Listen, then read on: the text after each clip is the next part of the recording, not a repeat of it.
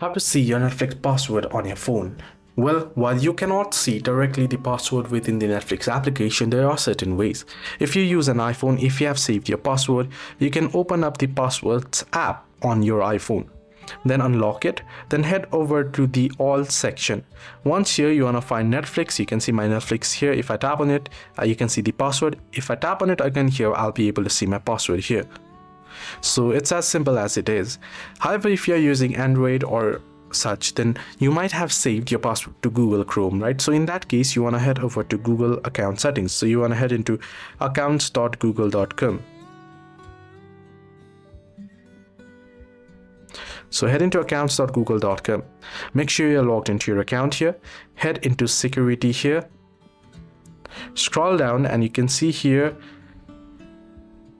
connections, and you can see password manager. Tap on manage passwords. Then under it, find Netflix if it is available, and then tap on it and continue entering your password and view your password.